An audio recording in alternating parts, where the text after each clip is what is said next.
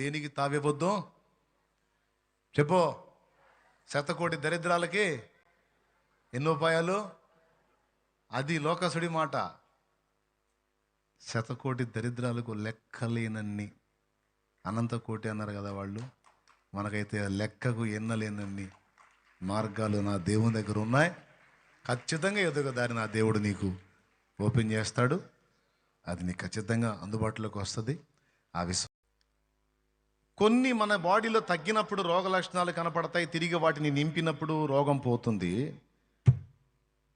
కొంతమంది శరీరంలో తగ్గిన వాటిని చూసుకోకుండా దయ్యమని భ్రమపడి తమ వాళ్ళని మంత్రగాళ్ళ చుట్టూ తిప్పి చంపేసుకుంటున్నారు. కొంతమంది ఏమో జబ్బేమీ లేదని రిపోర్ట్ వచ్చినా కూడా హాస్పిటల్ చుట్టూ తిరిగి దురాత్మ చేత పీడించబడుతున్నారు. ఈ రెండు సంగతులు అర్థం చేయడానికి ఇంతసేపు చెప్పాల్సి వచ్చింది. అయినా పర్వాలా, మీకు ఉపయోగపడి చెప్పా కానీ నేనేం టైం పాస్ చేయలా. మీరు మీ కుటుంబాల ఆరోగ్యం కూడా, పిల్లలు కూడా మీరు చెప్పాలి. పిల్లలు కొంచెం ఆట ఆడుకోవటానికి వాళ్ళకి అవకాశాలు ఇవ్వాలి. ప్రతి ఒక్కడికి ఒక సెల్ ఇస్తున్నారు. వాడు కూర్చొని అక్కడ ఆడుతున్నాడు ఆట. దానివల్ల వాళ్ళలో క్రియేటివిటీ, సృజనాత్మకత పోతుంది. శారీరక వ్యాయామం తక్కువైపోవటం వల్ల వాడు ఊరకనే అలసిపోతాడు. చిన్న వయసులోనే రోగాల బారిన పడతాడు. మన చిన్నప్పుడు ఎలా ఉంది, మనం ఆడుకోవటానికి చాలా వరకు మనకు అవకాశాలు ఉన్నాయి. ఇప్పుడు అన్ని పిల్లలు ఆడుకోవటాలన్నింటినీ కంట్రోల్ చేస్తూ ఉన్నారు. లేదు, కొంచెం వాళ్ళని ఆట ఆడనివ్వండి. పిల్లలు కదా, కొంచెం యాక్టివ్గా ఉండాలి, అది అవసరం. అటు మీరు, మీ పిల్లలు, మీ కుటుంబాలు కొంచెం ఉన్నంతలో బ్యాలెన్స్గా హెల్త్ని కాపాడుకోండి. రైట్. అన్నిటికంటే ముఖ్యంగా కీలకంగా చెప్తా, మానసిక ఒత్తిడి విషయంలో కొంచెం జాగ్రత్తగా ఉండండి. నువ్వు విపరీతంగా ఆలోచించి నువ్వేం చేయలేవు. అన్యుడంటే వాడికి రక్షణ లేదు, నిరీక్షణ లేదు, రక్షకుడు తెలియదు. కానీ నీకు జీవం గల యేసయ్య ఉన్నాడు గనక నువ్వు అంతసేటు షుగర్ పెంచుకొని, బీపీ పెంచుకొని, నరాలు బగలు కొట్టుకుని ఎంత ఆలోచన చేయాల్సిన అవసరం లేదు. నువ్వు ఆయన మీద విశ్వాసం ఉంచావా, అట్లయితే ఆయన ఉన్నాడు. నీ స్థాయి వరకు ఆలోచించు నాన్న, వద్దంటల్లా నేను. నీ స్థాయి వరకు నువ్వు వివేచించు, వద్దంటల్లా. కానీ మించిందనుకో, హెవీ లోడ్ అయిందనుకో, ఇబ్బంది పడతావు. వద్దు. అది దేవుడికి అప్పచెప్పే. నా దేవుడు ఉన్నాడు, నా ప్రభు, నన్ను పిలిచినవాడు, నాకై ప్రాణం పెట్టినవాడు, నా రక్షకుడు ఉన్నాడు, నాకు భయం లేదు, నా తండ్రి ఉన్నాడు, ఆయన చూసుకుంటాడు. ఆయనకి అప్పచెప్తా. ఏదో ఒక అద్భుతం ఆఖరి నిమిషంలోనైనా చేసి నన్ను నిలబెడతాడు నా దేవుడు. స్తోత్రం అనుకో, నిద్రపో.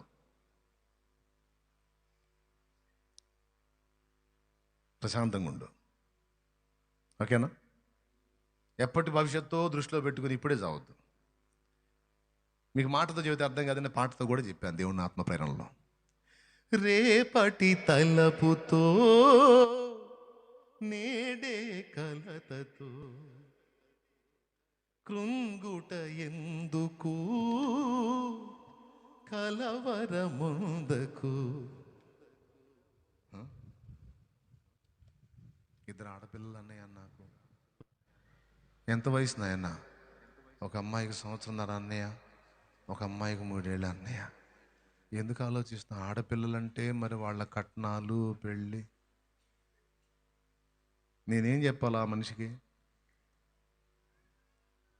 ఓ తిక్కలమ్మే, నీకు పుట్టింది ఇప్పుడు, వాళ్ళు పెరిగి పెద్ద అయ్యేటప్పటికి ఈ భూప్రపంచం ఉంటుందో ఊడిదో తెలియదు, నువ్వు ఉంటావు ఊడతావో తెలియదు, ఎవడు ఉంటాడో ఊడతాడో తెలియదు. నీ కడుపున లేచిన వాడు దేవుడమ్మా పిచ్చమ్మే. నీ కడుపున ఆడపిల్లల్ని పుట్టించిన దేవుడు వాళ్ళకి భవిష్యత్తు కూడా డిజైన్ చేసే పెడతాడమ్మా. అవన్నీ ఎప్పుడమ్మా? ఆ సంవత్సరం ధరది ఎంతకాలం? మళ్ళీ 18 ఏళ్ల వయసుకు రావాలి అంటే ఇంకెన్ని? 16.5 సంవత్సరం ఇంచుమించు ఉంది. 16 సంవత్సరాల అవతలి మ్యాటర్ని ఇప్పుడే ఆలోచించు. నా జుట్టు ఇంత ఉండేది అన్నయ్య, ఇంత అయిపోయిందండి, అదే మెయింటైన్ చేయమ్మా. ఇది కూడా పోయి బోడిగుండైద్దమ్మా. రేపటి తలపుతో నేడే కలతతో కృంగుట ఎందుకు కలవరముందకు. నమ్మదగినవాడు నీ దేవుడు, సర్వకాలము నిన్ను విడువడు. వాగ్దానమే నీకుండగా భయమేలనే ప్రాణమా, వర్ణింపగా సాధ్యమా నీపైన యేసయ్యకున్న ప్రేమ. నిన్నే పిలచి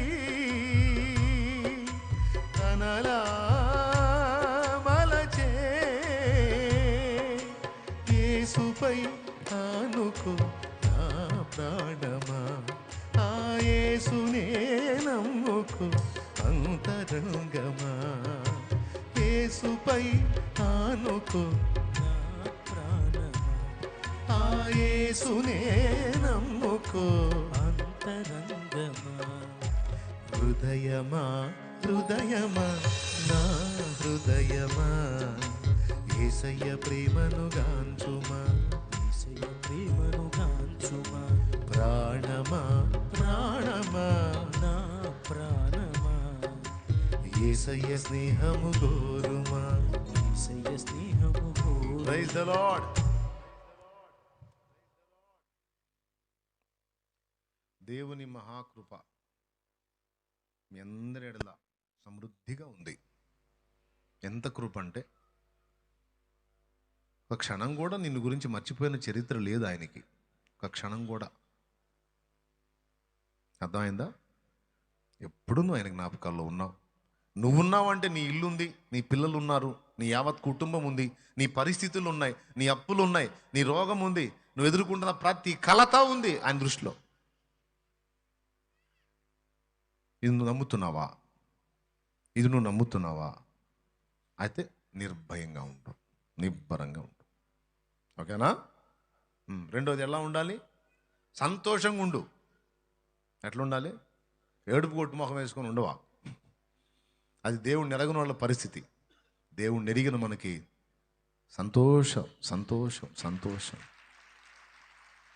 బాధలున్న సంతోషం, సమస్యలున్న సంతోషం, వ్యాధి బాధలు, శోధనలు, కలతలు, కష్టాలు, కన్నీళ్లు, అప్పులు, తిప్పలు, నొప్పులు ఎన్నున్నా ఆయన ఎరుక లేకుండా ఏవి రాలేదు. వచ్చినవన్నీ మేలే తెస్తాయి, మేలే చేస్తాయి, అన్నీ మేలే అప్పచెప్పి వెళ్ళిపోతాయి అంతే. నమ్మిన వాళ్ళు మనస్ఫూర్తిగా ఒక్క స్తోత్రం చెప్పండి ప్రభువుకి. అది నేనేదో మిమ్మల్ని కాసేపు ఏదో ఓదార్చడానికి, ఏదో కన్నీళ్ళు చూడడానికి చెప్పట్లా. కాసేపటికి కాదు, భూమి మీద నువ్వు ఉన్నంత వరకు ఇలాగే నువ్వు కొనసాగాలి దేవునిలో. నాకు తెలిసి 18 ఏళ్ళు అంటే దాదాపు చాలా ఆసుపత్రులు తిరిగి ఉండొచ్చు ఆమె. అప్పటి కాలంలో ఉన్న వైద్యులను చాలామందిని దర్శించి ఉండొచ్చు. రక్తస్రావము కలిగినటువంటి సమస్య 12 ఏళ్ళు అయితే, ఈమె నడిము వంగినటువంటి జబ్బు 18 ఏళ్ళు. అక్కడ అది ఆ రక్తస్రావం జబ్బుతో ఆ స్త్రీ కనపడినప్పుడు ఆ జబ్బు దయ్యం వల్ల వచ్చిందని చెప్పాల. కానీ ఇక్కడ మాత్రం ఇది దయ్యం వల్ల కలిగిన జబ్బు. ఈ భేదం అనేది యేసయ్యకి తెలుసు. ఏది శరీరంలో కలిగినటువంటి సమస్య, ఏది దురాత్మ వల్ల కలిగిన సమస్య. నీ విశ్వాసమే నిన్ను స్వస్థపరిచిన కుమారి, సమాధానం గలదానమైపోమ్మ అన్నాడు ఆమెను ముట్టి. ఆమె ముట్టింది, స్వస్థత వచ్చింది అనుకోండి. ఈమెతో 18 ఏళ్ళు దయ్యము చేత పీడించబడి నడుము వంగిపోయింది. అందరూ చూశారు, రోగం అనుకున్నారు, కానీ యేసయ్య చూశాడు, దయ్యం కనపడింది. ఏ దయ్యమా, నా కుమార్తెను 18 ఏళ్ళు కాబట్టి పీడిస్తున్నావు, వదిలో. ఆమెను ఎదురుకు పిలిచాడు, ఆమెకు పట్టిన దయ్యాన్ని గద్దించాడు. ఆ క్షణాన్ని అప్పటిదాకా ఇలా బెండై ఉన్న మనిషి టక్కుమని లేచి నిలబడింది. నిటారుగా లేచి నిలబడి ఆరోగ్యవంతురాలు అయిపోయింది. ఆమె బాగుపడింది. ఇప్పుడు నేనేం చెప్తున్నానంటే, మీరు ఇక్కడ 2 విషయాలు గుర్తుపెట్టుకోవాలి. ఒకటి, ముందు ఆరోగ్య సూత్రాలు అయిపోయినాయి కదా. ఏ సమస్య వచ్చినప్పుడైనా అది దయ్యం వల్ల వచ్చిందా, లేదా హెల్త్ ఇష్యూ అనేది, మీరు శరీర సంబంధంగా వచ్చిందా, దురాత్మ వల్ల వచ్చిందా అనేది వివేచించడం అనేది ఫస్ట్ మీరు చేయండి. మీ బాడీలో అయినా, మీ దగ్గరికి వచ్చిన వాళ్ళ విషయంలో అయినా, మీ ఇరుగు పొరుగుల వాళ్ళ విషయంలో అయినా. లేకపోతే కొంతమంది మూఢత్వంతో బిడ్డల ప్రాణాలు పోగొట్టుకుంటున్నారు. అందుకని చెప్తున్నాను నేను. ఇక రెండో విషయం ఏంటంటే, యేసు ప్రభు చేసిన స్వస్థతలు. ఇది ఒక అంశంగా రాసుకోవచ్చు. యేసు ప్రభువు చేసిన స్వస్థతలు అన్నీ కూడా భౌతికమైనవిగా మనకు కనబడుతున్నాయి, కానీ అందులో ఆధ్యాత్మిక పాఠాలు ఉన్నాయి, ఆత్మీయ పాఠాలు ఉన్నాయి.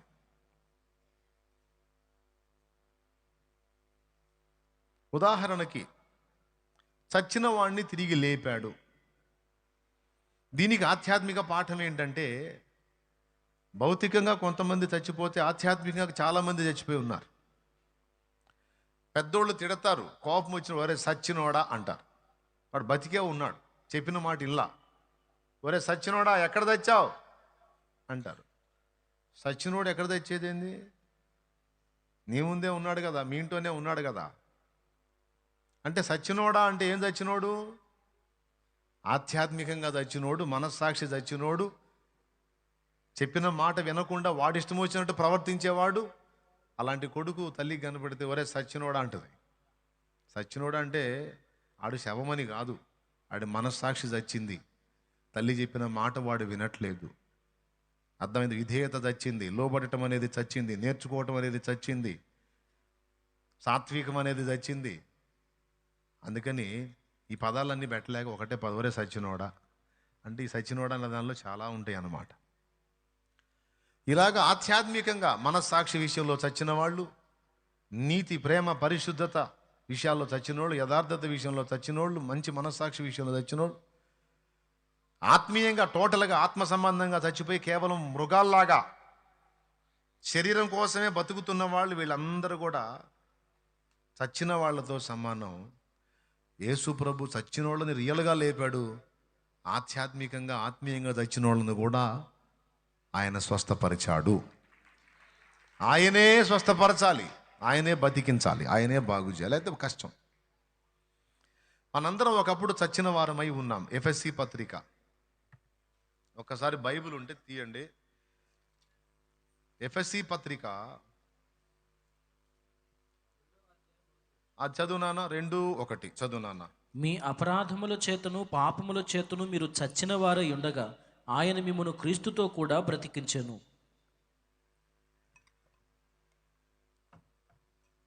ఎంత క్లియర్గా ఉందో చూడండి.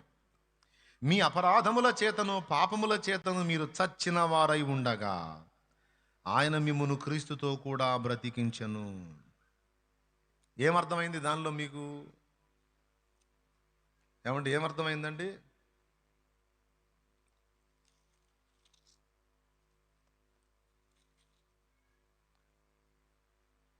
ఒకప్పుడు క్రీస్తుకు మనం దగ్గర కాకముందు, క్రీస్తుని ఎరగకముందు మనం చచ్చిన స్థితిలో ఉన్నాము, అపరాధముల చేత, పాపముల చేత. అయితే యేసయ్య మనకు పరిచయం అయిన తర్వాత ఆయన రక్తాన్ని మనం ఆశ్రయించి దోషములన్నీ కడుక్కున్నప్పుడు యేసు రక్తము అన్నిటినీ కడిగింది, మన మనస్సాక్షిని కూడా కడిగింది. ఏ నరుని రక్తమైనా మన సాక్షిని శుద్ధి చేసేనా? ఏ నరుని రక్తమైనా మన బుద్ధిని మార్చగలిగేనా? ఏ నరుని రక్తమైనా మన సాక్షిని శుద్ధి చేసేనా? మన సాక్షికే శుద్ధి, మన బ్రతుకులో బుద్ధి. మన సాక్షికే శుద్ధి, మన బ్రతుకులో బుద్ధి కలిగించు రక్తము నా యేసు, రక్తము కలిగించు రక్తము నా యేసు రక్తము. యేసు రక్తము పరిశుద్ధ రక్తము, యేసు రక్తము అది దైవ రక్తము. Praise the lord. చచ్చిన స్థితిలో ఉన్న మనుషుల్ని రియల్గా బ్రతికించినట్టే ఆధ్యాత్మికంగా చచ్చిన స్థితిలో ఉన్న నరజాతిని ఆధ్యాత్మికంగా కూడా బ్రతికించాల్సింది యేసే. ఆయన స్పర్శ తగిలితేనే ఈ ఆధ్యాత్మికంగా చచ్చినోడు కూడా బతికేది. జక్కయ్యను దర్శించాడంటే అప్పటికి చచ్చిన స్థితిలో ఉన్న జక్కయ్య ఒక్కసారిగా సజీవుడై సమాజానికి మేలుకరమైన వ్యక్తిగా మారిపోయాడు. అంతెందుకు, ఇక్కడ కూర్చున్న మనందరం కూడా ఆయన స్పర్శ తగలకు ముందు చచ్చిన వాళ్ళమే. ఎప్పుడైతే నాయన స్పర్శ టచ్ అయిందో మనకి, ఇక తిరిగి మనలో జీవం ప్రారంభమైంది, తిరిగి బ్రతికాం మనం. బ్రతికాం. ఎవరు బ్రతికించాలి మనల్ని? యేసయ్యే బ్రతికించాలి. భౌతికమైన స్వస్థతలన్నీ మనం చదివినప్పుడు అందులో ప్రతి దానిలో కూడా ఆధ్యాత్మిక పాఠం ఉంది. అవన్నీ మళ్ళీ ఆత్మీయంగా మనం అప్లై చేసుకోవాల్సి ఉంటుంది. ఓకేనా? ఇప్పుడు ఊచకాలు చేతులు అన్నారు, ఊచ చెయ్యి, ఊచకాలు అనుకుందాం, ఊచకాలు చేతులు గలవారు అనుకుందాం, స్వస్థపరిచాడు. ఊచ చెయ్యి అంటే అర్థం ఏంటి? ఎండిపోయింది. ఈ చెయ్యి పనికిరాదు, ఉంటుంది కానీ పనికిరాదు. అర్థమైంది? పనికిరాదు. అలాగే కొంతమంది కొన్ని విషయాల్లో ఊచ చెయ్యిలాగుంటారు. ఇతరులకు హెల్ప్ చేయటం కానీ, దానం చేయటం కానీ, దాతృత్వం చూపటం కానీ, కనికరం చూపటం కానీ, పెట్టే మనసు ఉండదు చెయ్యి చాచి. అర్థమైందా? ఇది ఒక ఊచ చెయ్యి అనుకోండి. దేవుని కొరకు చేయాలన్నా, మానవుల కొరకు చేయాలన్నా, పరిచర్య కొరకు చేయాలన్నా, సమాజంలో వ్యక్తులకు చేయాలన్నా అన్నీ ఉంటాయి, సమృద్ధి ఉంటుంది. ఊచ చెయ్యి. ఈ ఊచ చెయ్యి బుద్ధి కలిగిన వాళ్ళు కూడా స్వస్థత పొందాలి, దేవుడే ముట్టాలి. అప్పుడు ఈ ఊచ చెయ్యి బాగుపడి ఇతరులకు హెల్ప్ చేయటం, దేవుని పనికి తోడ్పడటం, దయా, దానం, దాతృత్వం అనే సుగుణాలు వస్తాయి. అప్పుడు ఊచ చెయ్యి స్వస్థత పొందినట్లు.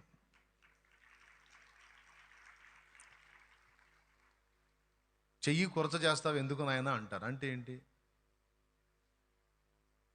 చెయ్యి కొరచ చేస్తావు ఎందుకంటే అర్థం ఏంటి? అంటే ధారాళంగా ఇవ్వలేవు ఎందుకు? దాతృత్వం ఎందుకు ఉండదు? కనికరం ఎందుకు ఉండదు? ఇచ్చే బుద్ధి ఎందుకు ఉండదు? కొరచ మనసు, కొరచ చెయ్యి అంటారు. దాన్నే ఊచ చెయ్యి. చెయ్యి మొత్తం ఉంటుంది కానీ అలా బెండ్ అయి ఉంటుంది. అర్థమైందా? ఇక గుడ్డివాడి కళ్ళు తెరవటం. యేసయ్య మన మనోనేత్రాలు విప్పకపోతే సృష్టికర్తను తెలుసుకోలేం, రక్షణ మార్గం మనకు తెలియదు. రక్షణ మార్గం మనకు తెలియాలంటే ఆయన మన మనోనేత్రాలు విప్పాలి. మీరు గమనించాలి, సమాజంలో చాలామంది భౌతికంగా కళ్ళున్నోళ్ళు ఉన్నారు కానీ ఆధ్యాత్మికంగా గుడ్డోళ్ళు.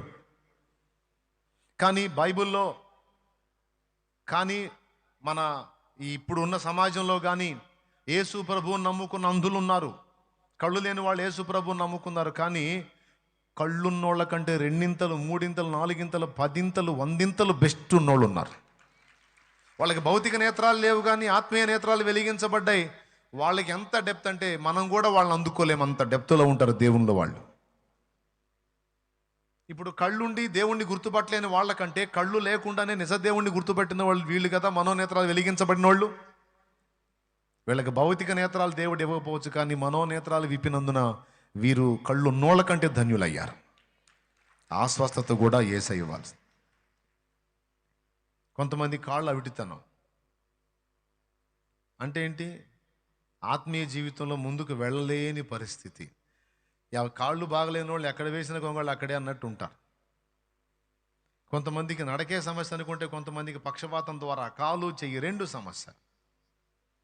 అంటే దీన్ని ఎలా పోల్చుకోవచ్చు? ఆత్మీయ జీవితంలో కొంతమంది ఆత్మీయంగా ముందుకెళ్ళలేరు, అటు దేవునికి కానీ ఇటు సమాజానికి కానీ ఉపయోగపడని పరిస్థితుల్లో ఉంటారు. వీళ్ళందరూ కాళ్ళు చేతులు బాగున్నా సరే పారాలసిస్ పేషెంట్స్ అన్నమాట. కొంతమంది పక్షవాతం వచ్చిన వాళ్ళు కూడా వచ్చి నీళ్లు పోసేవాళ్ళు ఉన్నారు. ఇక్కడ పక్షవాతంతో ఒక చెయ్యి సరిగా పనిచేయని స్థితిలో ఒక బ్రదర్ ఉన్నాడు, సంవత్సరాలుగా ఆయన పరిచర్య చేస్తున్నాడు. అట్లనే కాలు ఈడుస్తా ఈ చేయట పెట్టుకొని ఒక చేత్తో నీళ్లు పోస్తాడు, పరిచర్య చేస్తూ ఉంటాడు పాపం ఆయన.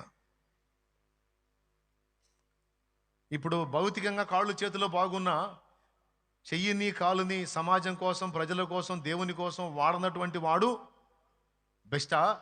లేకపోతే కాలు చెయ్యి పడిపోయిన స్థితిలో ఉండి కూడా బాగున్న అవయవాలతో దేవుని పని చేస్తున్నాడు బెస్టా?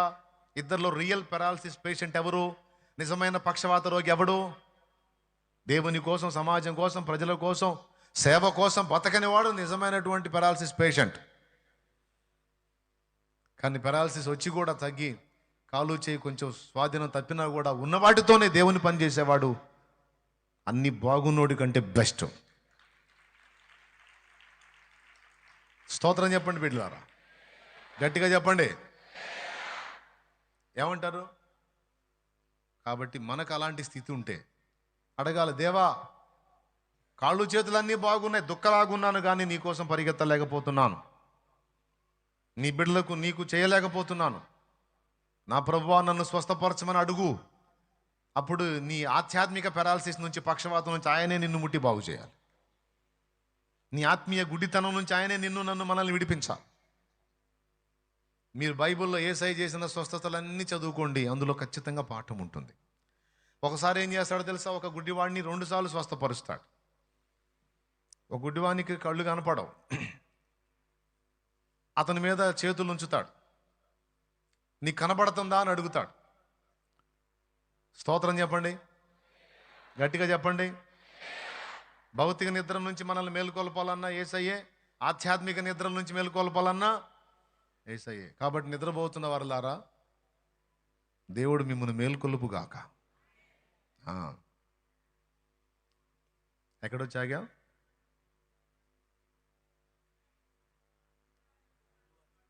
రెండుసార్లు స్వస్థపరుస్తాడు. దాని అర్థం ఏంటి?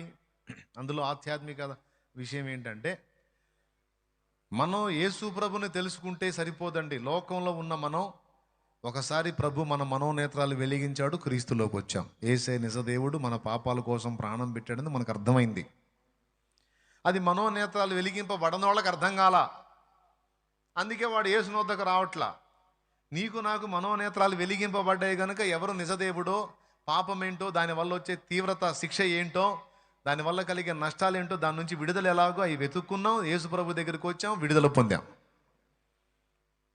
లోకస్తులకి మనకి తేడా ఏంటంటే వాళ్ళ మనోనేత్రాలు ముయ్యబడ్డాయి.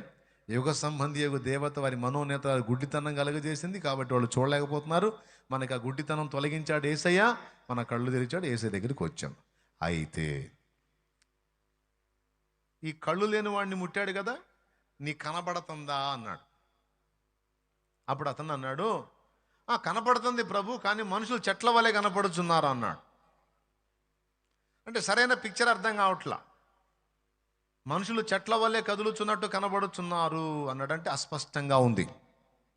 ఒకటి దృష్టి అయితే వచ్చింది, కానీ ఉండాల్సి ఉన్న పొజిషన్లో కనపడట్లా.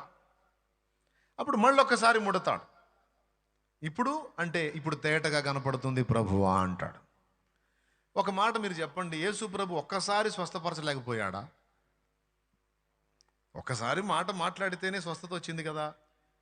భర్తిమయ్య అనే గుడ్డివాడి విషయంలో నీవు కోరినట్లే నీకు అగును కాక అంటే చూపు వచ్చింది కదా. మరి వీనికి 2 సార్లు ఎందుకంటే దాని వెనక మనకు పాఠం ఉంది.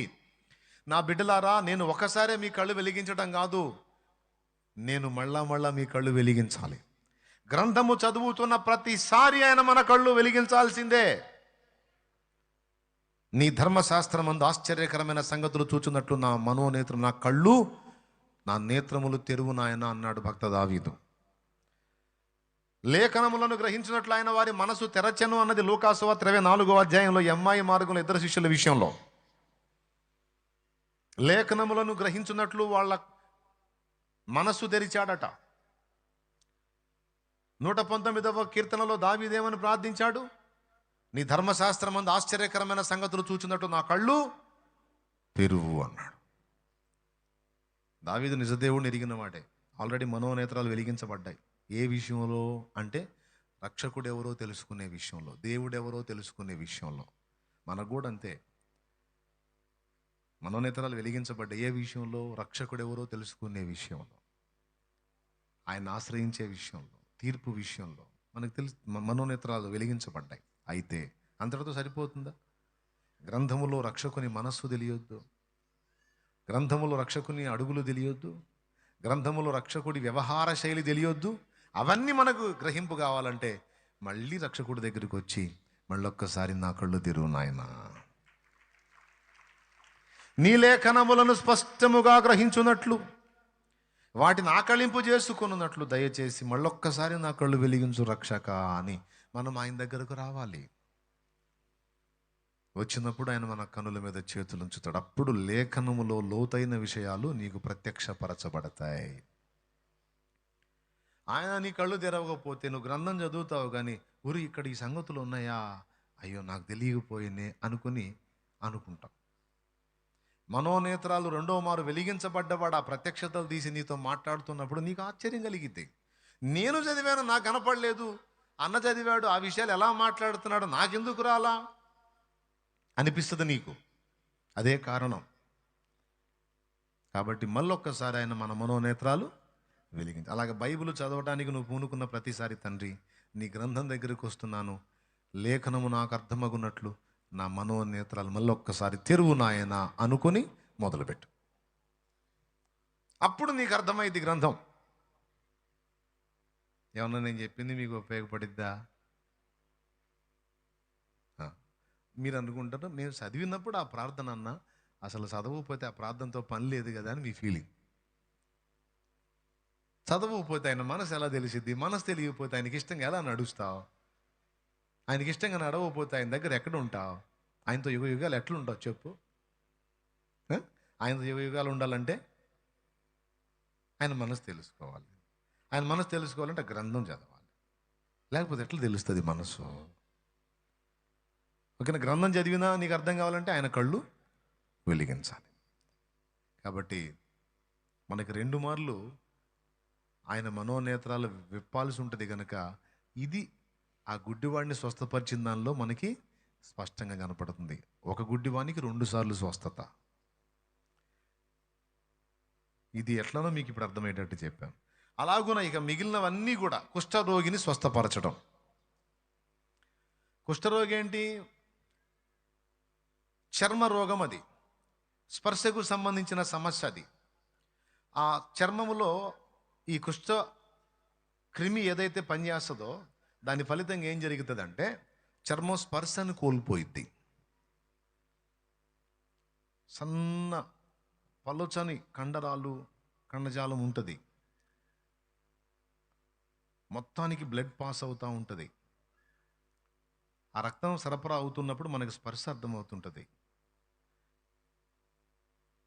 ఈ కుష్ఠరోగం వచ్చినప్పుడు ఏం జరుగుతుందంటే ఈ రక్తం ప్రవహించేటువంటి ఈ చర్మంలో ఉన్నటువంటి పలుచని కండరాలను దెబ్బకొట్టింది. పలుచని కండరాలు చాలా పలుచగా ఉంటాయి. ఆ కండరాలను కొట్టినప్పుడు ఏం జరిగిందంటే చర్మం స్పర్శ కోల్పోయింది. అప్పుడు నీకు కాలినా అర్థం కాదు, చీమ గుట్టినా అర్థం కాదు, మొద్దు బారిపోయినట్టు ఉంటుంది. నువ్వేమనుకుంటావంటే మీ కొడతారా చీమలో నా గుట్టో అంటే కొడుతున్నాయి కానీ నీకు అర్థం కావట్లా. నువ్వేమనుకుంటావు? అబ్బా ఇదేదో బాగుంది, మొద్దు పారిపోయి చీమ కుట్టినా నాకు అర్థం కావట్లా, అంతకుముందు చీమ కుడితే నాకు వెంటనే నొప్పి అర్థమయ్యేది, ఇప్పుడు అర్థం కావట్లా, ఇదేదో బెస్ట్ అనుకుంటావు నువ్వు. చీమ కుడితే సరే, ఇంకేదన్నా కుడితే పోవటమేగా. అర్థమైందా? ఇనప వస్తువు తగిలితే, చూసుకోకపోతే, సెప్టిక్ అయితే, లేదు కాలింది అయితే కాలేదీయాలిగా.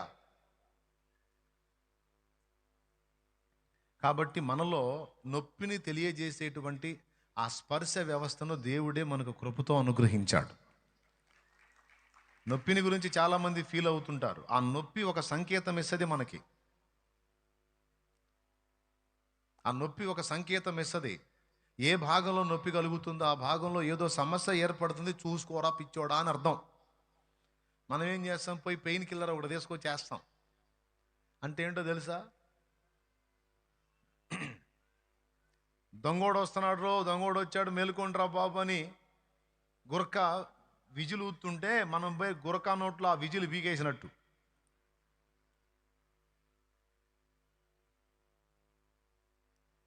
చాలామంది చిన్న నొప్పి కూడా ఓర్చుకోలేక పెయిన్ కిల్లర్లు అని ఈ నొప్పులు కంట్రోల్ చేసే బిళ్ళలు తెచ్చుకొని, టాబ్లెట్స్ తెచ్చుకొని వాడుతూ ఉంటారు. నేను చెప్పనా? అధిక మోతాదులో ఈ నొప్పిని అర్థం కాకుండా చేసేవి వాడటం వల్ల ఖచ్చితంగా కిడ్నీలు డ్యామేజ్ అవుతాయి. కొంతమందికి బాగా అలవాటు వేస్తూ ఉంటారు. ఏ కొంచెం నొప్పి వచ్చినా అబ్బా బాబా బాబా అంటున్నా, అబ్బాయి ఒక టాబ్లెట్ తెమ్మా నొప్పులు అబ్బో అంటారు. చిన్నదానికి పెద్దదానికి ఇంత నొప్పిని కూడా భరించకుండా ఈ పొద్దస్తమానం ఈ పెయిన్ కిల్లర్స్ వాడటం, ఈ నొప్పులను చంపేసేటువంటి వాటిని వాడటం వల్ల ఎంత డేంజరో తెలుసా? కొంతమంది స్టెరాయిడ్స్కి వెళ్ళిపోతారు, స్టెరాయిడ్స్ కూడా వేస్తారు. అవి ఇంకా డేంజర్. బిడ్డలారా, నొప్పి కలుగుతుందంటే అక్కడ ఏ సమస్య ఉందో ఫస్ట్ దాన్ని చూడు. దాన్ని వేరే విధంగా ఏమైనా రిపేర్ చేయగలవేమో చూడు. అది చర్మం నీకు చెప్తున్న సంకేతం, నరాలు నీకు చెప్తున్న సంకేతం. ఉదాహరణకి గుండెలో కొంచెం నొప్పి అనిపించింది, నువ్వు ఏం చేస్తావు? ఏందో కొంచెం గుండెలో నొప్పి ఉందో, టాబ్లెట్ అంటావు, వేసుకుంటావు. అసలు ఎందుకు వచ్చింది నొప్పి? నీ రక్తనాళాల్లో రక్తం సరిగా గుండెకి సప్లై అవ్వట్లేదురా, కొట్టుకోవటంలో ఇబ్బంది పడుతుంది, అలానే ఉంటే ఆగిపోయిద్ది అని ఒక ప్రమాద హెచ్చరిక. గుండె నొప్పి రాగానే పోతున్నావని కాదు. కొంతమంది ఏం చేస్తారు తెలుసా? కొంచెం నొప్పి అనగానే అమ్మో ఏదో అయిపోయింది, గుండె నొప్పి వచ్చిందంటే నాకేదో హార్ట్ అటాక్ వచ్చినట్టుందని ముందే భయపడిపోయి గుండె ఆగిపోయింది. నొప్పి కనపడంగానే అయిపోయినట్టు కాదు, సంకేతం అన్నమాట. సమస్య ఉంది ఇక్కడ, నువ్వు తొందరగా రిపేర్ చేసుకో, కాస్త రక్త సరఫరాకి ఆటంకం కలుగుతుంది, కాస్త ఆ నూనె తగ్గించుకో, ఆ తిండి మార్చుకో. ప్రజెంట్ ఇవి ఈ కొలెస్ట్రాల్ కరగటానికి, ఈ కొలెస్ట్రాల్ కంట్రోల్ అవ్వడానికి ఏదన్నా మెడిసిన్ యూజ్ చేసుకో అని ఒక సంకేతం. గుండె చెబుతుందన్నమాట, గుండెల్లో ఉన్న నొప్పి. ఇప్పుడు చెప్పండి, అది చెప్పలేదు అనుకో, నువ్వు చూసుకోవు, ఇక మొత్తంగా పోవటమేగా. ఇప్పుడు చెప్పండి, నొప్పి మనకి దీవెనా శాపమా? పెద్దగా చెప్పండి. మరి నువ్వే టాబ్లెట్ వేసి దాన్ని ఆపేస్తే డేంజర్ కదా. కుష్ఠరోగం చేసే పని ఏంటంటే నీలో ఆ సమాచార వ్యవస్థను దెబ్బగొట్టిద్ది. అప్పుడు నీకు ఏమవుతున్నా అర్థం కాదు. ఆత్మీయ జీవితంలో కూడా ఈ కుష్ఠరోగం ఉంది, ఆధ్యాత్మిక కుష్టు. మనం ఎంత దిగజారిపోయామో, ఎంత పడిపోయామో, ఎంత చెడిపోయామో, ఎంత వీక్ అయ్యామో, ఎంత చండాలంగా అయిపోయామో మనకు అర్థం కాదు. మనం ఏ స్థితిలో నుంచి పడిపోయామో మనకు అర్థం కాదు, కానీ యేసయ్యకు తెలుసు. అందుకే ఎఫెసులోనున్న సంఘపు దూతకి ఇలాగు రాయుము, నీ కష్టమును సహనమును నీ క్రియలను నేను ఎరుగుదును, నా నిమిత్తము నువ్వు భారం భరించి అలసిపోలేదని నాకు తెలుసు అని. అన్నీ నాకు తెలుసు, అది తెలుసు, ఇది తెలుసు, నీ కష్టం తెలుసు, నీ తెలివితేట తెలుసు, వివేకం తెలుసు, చురుకుదనం తెలుసు.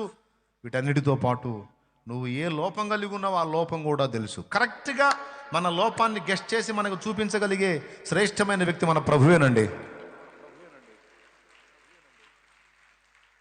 అది కూడా మనం అడగాల ఆయన్ని. దేవా, నీకు ఆయాసకరమైన మార్గము నా యందు ఉన్నదేమో దయచేసి నన్ను పరిశీలించి తెలుసుకోయ్యా, నన్ను చూడయ్యా.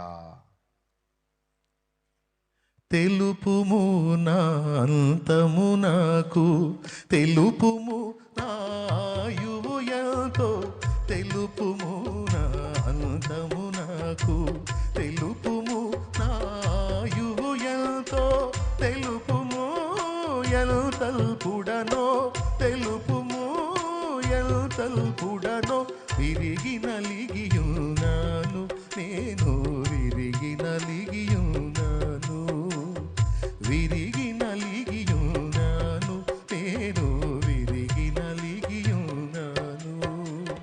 పరవాసిని నే జగమున ప్రభువా. ప్రిలారా, అది కూడా మనం యేసయ్యని అడగాలి. నేను ఏ స్థితిలో నుంచి ఏ స్థితికి పడిపోయానో నాకు అర్థం కావట్లేదు, నేను బాగానే ఉన్నాను అనుకుంటున్నాను, నా అసలు స్థితి ఏమిటో నాకు చెప్పయ్యా, నాకు తెలుపయ్యా అని నువ్వు అడగాలి. అప్పుడు ఆయన నిన్ను స్వస్థపరుస్తాడు. అప్పుడు నీకు స్పర్శార్థం అయితే. అర్థమైందా? Spiritual leprosy. భౌతికమైన కుష్టు వస్తే శరీరానికి నష్టం, కానీ ఆధ్యాత్మిక కుష్టు ఆత్మకు నష్టం. ఇప్పుడు ఈ కుష్టును స్వస్థపరిచిన దేవుడు మనలో ఆ సమాచార వ్యవస్థను దెబ్బగొట్టే ఆధ్యాత్మిక కుష్టును కూడా ఆయనే హీల్ చేయాలి, స్వస్థపరచాలి. ఆయన్నే అడగాలి, ఆయన్నే ఆశ్రయించాలి. నేను చెప్పేవి మీకు ఎంతమందికి అర్థమవుతున్నాయి? వరుసగా అర్థమవుతున్నాయి అందరికీ? నిజంగా థ్యాంక్ యూ, కష్టపడి అర్థం చేసుకుంటున్నట్టున్నారు. యేసయ్య చేసిన స్వస్థతలన్నీ మీరు చదువుకోండి. అవన్నీ నీకు భౌతికంగా కనపడుతున్నాయి, కానీ వాటిలో ఆధ్యాత్మిక పాఠాలు, ఆత్మీయ పాఠాలు ఉన్నాయి. అవి ఎలా ఉన్నాయి ఇప్పుడు నేను చూపిస్తున్నాను. కుష్ఠరోగిని గురించి ఏమన్నాడు? వానిని ముట్టి నాకు ఇష్టమే నీవు శుద్ధుడవు గమ్ము అన్నాడు. ప్రభువా, నీకు ఇష్టమైతే నన్ను శుద్ధునిగా చేయగలవు అంటే మరి మనల్ని పిలిచింది ఎందుకు? పిలిచింది ఎందుకయా? శుద్ధుల్ని చేయటానికేగా, శుద్ధులుగా ఉండటానికేగా. 1 కొరింథీ పత్రిక 1వ అధ్యాయము 2వ వచనం, లేదా 1వ వచనం సగం నుంచి చదవచ్చు. ఎందుకు పిలిచాడు మనల్ని? కొరింథీలోనున్న దేవుని సంగమునకు, అనగా క్రీస్తు యేసునందు పరిశుద్ధపరచబడిన వారై పరిశుద్ధులుగా ఉండుటకు పిలువబడిన వారికి. అది పరిశుద్ధులుగా ఉండుటకు పిలువబడ్డాము, పాపులుగా పాపములో ఉండటానికి కాదు. ఎలా ఉండటానికి పిలువబడ్డాం మనం? పరిశుద్ధులుగా, పరిశుద్ధతలో ఉండటానికి. కాబట్టి ఇక్కడ ఆయన్నే ఆశ్రయించి కుష్ఠరోగాన్ని ఏమన్నారంటే అపవిత్ర రోగము అన్నారు. కుష్ఠజబ్బు వచ్చిన వాడు సమాజంలో ఉండకూడదు. అలాగే ఆధ్యాత్మిక కుష్ఠున్నోడు కూడా సమాజంలో ఉంటే ఇతరులు కూడా స్పర్శ కోల్పోతారు. కుష్ఠజబ్బు వచ్చినోడు ఏమని చెప్పాలో తెలుసా? మనుషులు ఎదురుపడితే వానికి ఈ పై పెదవి మూసి అపవిత్రుడను అపవిత్రుడను అని కేకలేయాలి. అప్పుడు వాళ్ళు పక్కకి వెళ్ళిపోతారు. అలా కేకలు వేయకపోతే వాడు వచ్చి వీడిని ముడితే, వీడు చెప్పకపోతే వీడిని కుష్ఠజబ్బు ఉందన్న సంగతి వాడిని తెలిసిందంటే వాడు తన వారిని తీసుకొచ్చి రాళ్లతో కొట్టి చంపేయచ్చు. అంత అంత నేరం.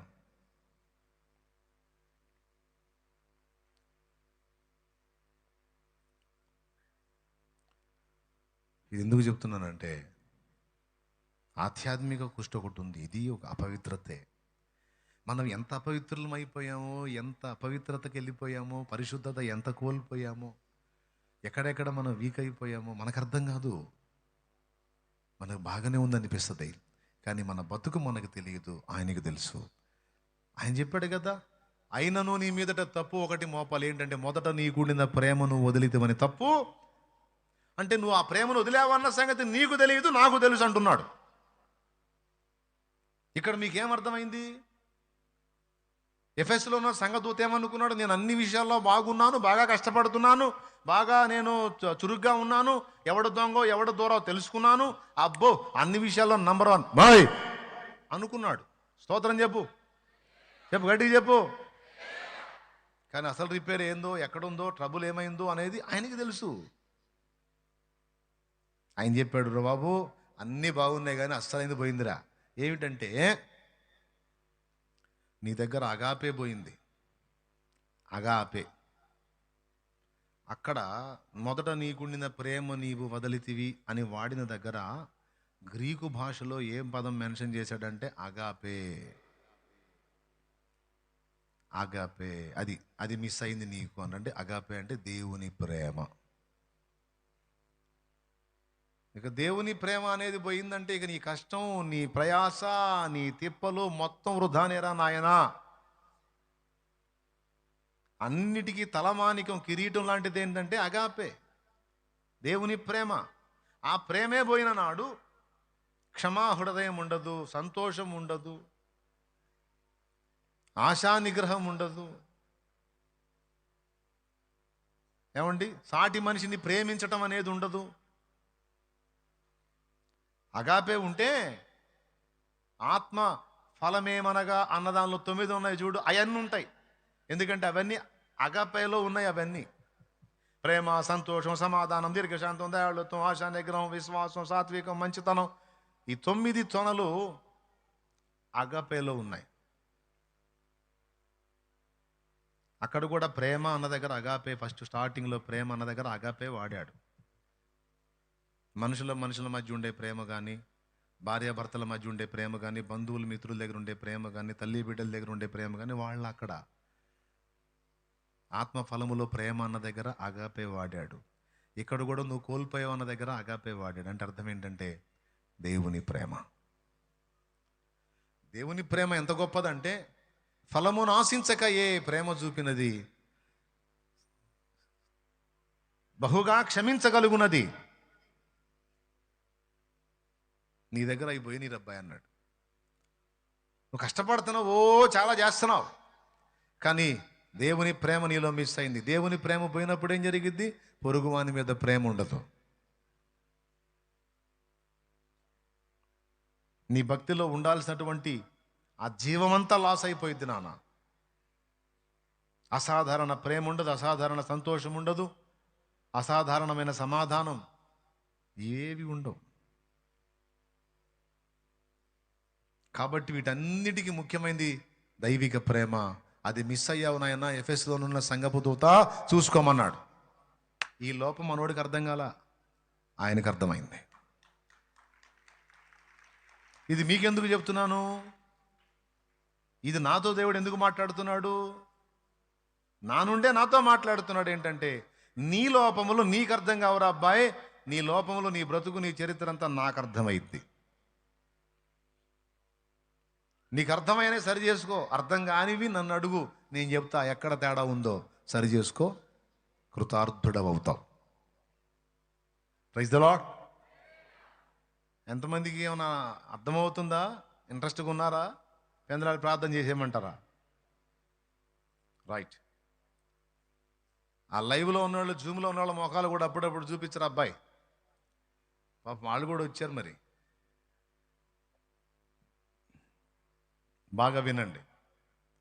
అట్లాగా మిగిలిన సంఘాల దూతలన్నిటి కూడా అందరికి కూడా చెప్పేశాడు లోపాలు. దీన్ని బట్టి మనకు ఏమవుతుందంటే మన లోపాలన్నీ మనకంటే బాగా తేటగా ప్రభువుకు తెలుస్తున్నాయి.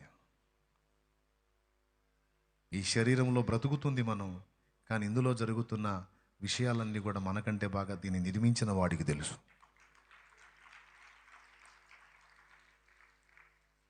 ఇప్పుడేం చేయాలి? ఈ ఆధ్యాత్మిక కుష్టి వచ్చినటువంటి వ్యక్తికి ప్రభువే స్వస్థత ఇవ్వాలి. అప్పుడు స్పర్శ వచ్చిద్ది. మళ్ళీ స్పర్శ వస్తే చాలు, మనకి చెడిపోయిన మన మనస్సాక్షి తిరిగి పనిచేస్తే చాలు, అన్ని బ్యాలెన్స్ చేసుకుంటాం. కానీ అలాగా స్పర్శ ఆయన ఇవ్వలేదనుకో, మనం ఎంత పాడైపోయామో మనకు తెలియదు, ఎంత దిగజారిపోయామో మనకు తెలియదు. కానీ మనం బాగానే ఉన్నాం అనుకుంటాం, మనల్ని మనం మోసం చేసుకుంటాం. కాబట్టి ఇక్కడ కూడా స్వస్థత కోసం ఎవరి దగ్గరికి రావాలి? వచ్చి ఏం అడగాలి? నా ఆత్మీయ స్పర్శ నాకు కలిగించు తండ్రి, నన్ను ముట్టు నాయన. ఆత్మీయ కుష్టుందేమో, దేవా నన్ను ముట్టి స్వస్థపరచు. ఆధ్యాత్మిక అంధత్వం, గుడ్డితనం ఉందేమో, దేవా నా కళ్ళు వెలిగించు. ఆధ్యాత్మిక అవిడితనం నాకుందేమో, నా కాలు చేయి బాగు చేయి.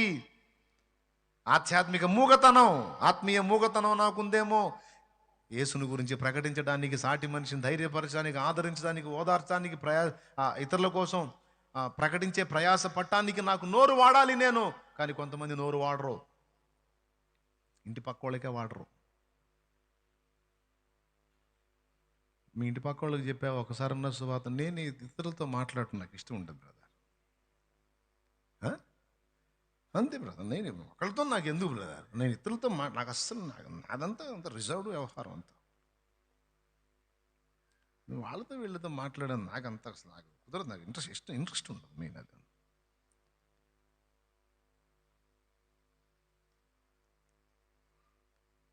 అది ఎంత మళ్ళీ ఇది నాకు ప్రజెంటేషన్ ఎట్టిస్తారు అనుకున్నా,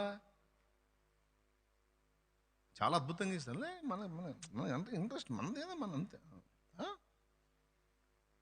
ఊరి నిన్ను తగలయ్యా, అదే మాట విలియం కేరీ అనుకుంటే, అదే మాట డిఎల్ మూడీ అనుకుంటే, అదే మాట అపోస్తలు అనుకుంటే, పెంతెకోస్తు పండుగ నాడు సీమోను పేతురు ఆత్మతో నింపబడి నా ఒకరితో నాకు అనవసరం అనుకుంటే, కనులు నుండి గుడ్డివాడనై గుంటలు పడి తిని నా యేసయ్యా, నోరు నుండి మూగవాడనై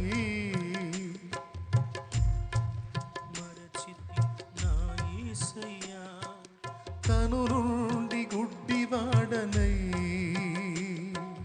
గుంటలు పడి తిని నా యేసయ్యా, నోరు నుండి మూగవాడనై నీ మాటను మరచితి నా యేసయ్యా, జాలి తలచి కన్నీరు తుడిచి బ్రతికించుము నా యేసయ్యా, జాలి తలచి కన్నీరు తుడిచి బ్రతికించుము నా మెస్సియా, జ్ఞాపకం చేసుకో యేసయ్యా, దారి తప్పినై చేసుకో యేసయ్యా, దారి తప్పినై కొరియను. Praise the lord. బిడ్డలారా, మీకు అర్థమైంది కదా? నోరుండి ఇతరులకు చెప్పకుండా మౌనంగా ఉన్నాడు మూగవాడే దేవుని ముందుకు వచ్చి అడగాలి, దేవా ఇతరులతో మాట్లాడాలంటే నాకు అహం అడ్డుపడుతుంది, సిగ్గు కమ్మేస్తుంది, భయం గమ్మేస్తుంది నాయన, వాళ్ళు ఏమనుకుంటారు వీళ్ళు ఏమనుకుంటారు అనే ఫీలింగ్ నన్ను ఆపేస్తుంది. నోరుండి కూడా నీ విషయంలో మాట్లాడలేక మౌనినైపోతున్నాను, నోరున్న మూగవాళ్ళలా బతుకుతున్నాను, మూగదానిలా బతుకుతున్నాను. దేవా దయచేసి నా నాలుక సడలునట్లు చెయ్యి, నేను అనర్గళంగా నీ గురించి ఇతరులతో పంచుకోవాలి. ఆల్రెడీ అలా వాడబడుతున్న వాళ్ళని చూసా నా గుండెలో ఆశ కలుగుతుంది, కానీ ఆ ధైర్యము, ఆ తెగింపు నాకు రావట్లేదయ్యా. దయచేసి నా స్వరమును ముట్టు దేవా, ధైర్యంగా నిన్ను గురించి లోకానికి ప్రచురపరిచే కృప నాకు ఇవ్వయ్యా అని ఆ స్వస్థత కోసం కూడా నువ్వు యేసయ్య దగ్గరికి రావాలి. అయ్యలారా, కళ్ళు వెలిగించమని ఆయన దగ్గరికి రావాలి. చచ్చిన స్థితిలో ఉంటే బ్రతికించమని ఆయన దగ్గరికి రావాలి. నాకు ఇరుకైన మనసు తీసేయమని ఆయన దగ్గరికే రావాలి. ధారాళమైన చెయ్యి నాకు ఇవ్వయ్యా అని ఆయన దగ్గరికే రావాలి. ఇవన్నీ ఆయనే స్వస్థపరచాలి. ఒకవేళ నీకు అర్థం కాలేదా నీ లోపాలు, అది కూడా ఆయన్ని అడుగు. అర్థమైందా, చెప్పాడా, అయితే దాని స్వస్థత కోసం కూడా ఆయన్ని అడుగు. నీకు పట్టిన ఆత్మీయ కుష్టును కూడా ఆయన్ని వదిలిస్తాడు. శుద్ధీకరణ జరుగుతుంది. Praise the lord. ఇప్పుడు ఇది గుర్తించండి మీరు, దురాత్మ చేత పీడించబడుతున్న ఒక వ్యక్తి, బాగా వినాలి, ఇక్కడ టర్మ్ తీసుకుంటుంది. ఈ ఒక్క మలుపు చెప్పేసి నేను ప్రార్థన చేయబోతే అప్పుడు అడగండి. అది ఇంట్రెస్ట్ లేని వాళ్ళకి అస్సలు చెప్పను నేను. మీకు ఇంట్రెస్ట్ ఉందా? ఎందుకంటే నాకు బోల్డ్ అని పనులు ఉన్నాయి. ఆమెన్ అనగానే మళ్ళీ చంపవాలి. పోయిన వారం అందరికీ సమృద్ధిగా ప్రార్థన చేశా. దాదాపు 4 రోజులు సరిపోయిన ప్రార్థన చేశా పోయిన శుక్రవారం. మళ్ళీ వచ్చారంటే మర్యాదగా ఉండదు. బోల్డ్ అని పనులు ఉన్నాయి నాకు, వదిలేయండి. ఇప్పుడు ఈ మాట చెప్పే కదా, ఇక ముందే కాసుకుంటారు అక్కడ. అందుకే వచ్చేటప్పుడు ఈ గేట్ వేయండి అని చెప్పి వచ్చా. మీరుండే ఎత్తులో మీరుంటే, నేనుండే ఎత్తులో నేను ఉంటాను. మరి ఆ గేట్ వేపిస్తున్నా నేను. దేవునికి స్తోత్రం. ఇటు నుంచి వస్తాం అనుకుంటా నేను, ఇటు కూడా ఒక గేట్ పెట్టిస్తున్నా. దేవుని మహిమ కలుగునుగా. ఎక్కడొచ్చాగా,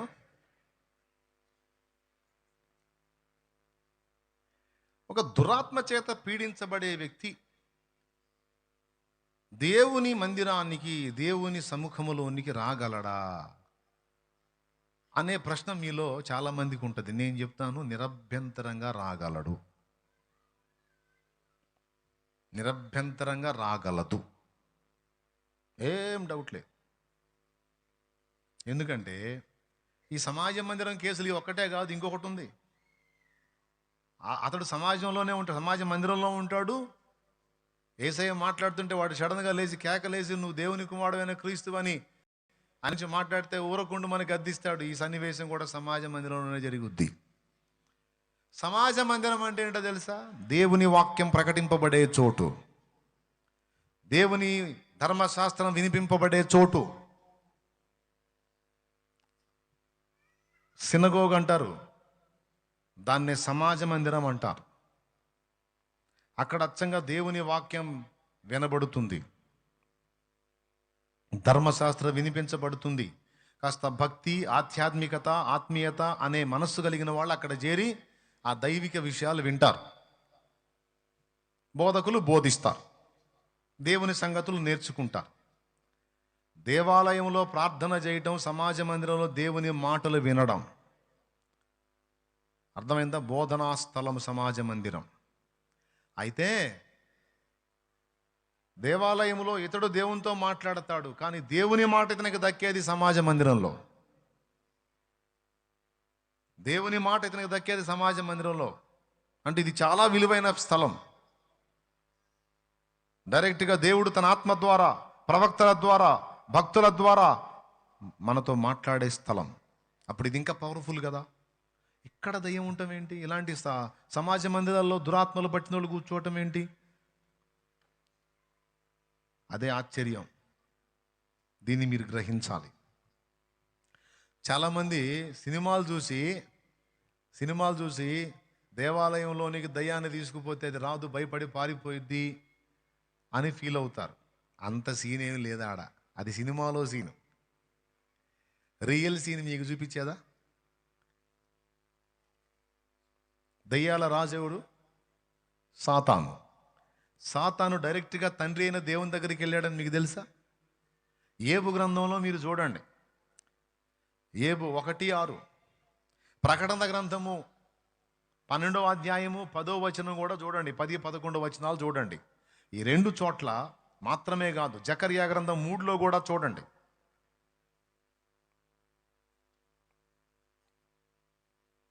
వరుసగా చూడండి.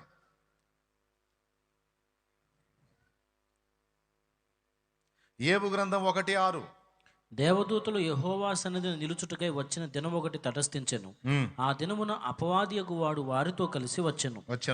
యెహోవా నీవు ఎక్కడి నుండి వచ్చి అపవాది వచ్చాడు. ఎక్కడికి వచ్చాడయా? యెహోవా దగ్గరకు వచ్చేసాడు. అది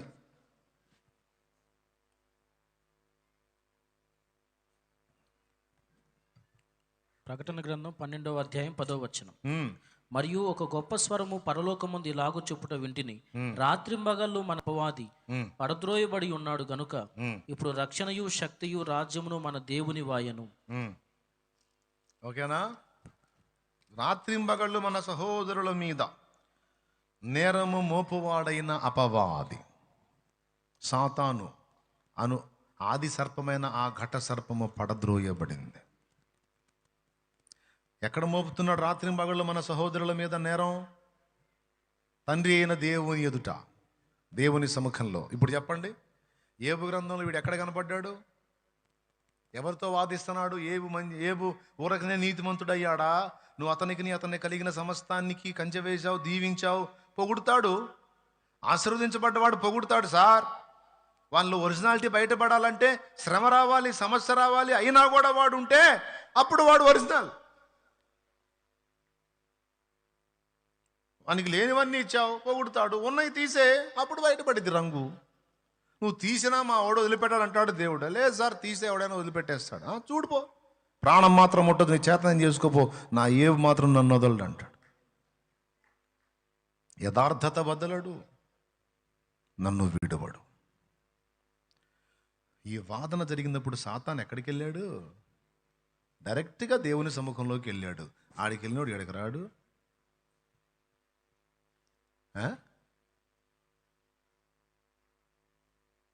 చెప్పవా?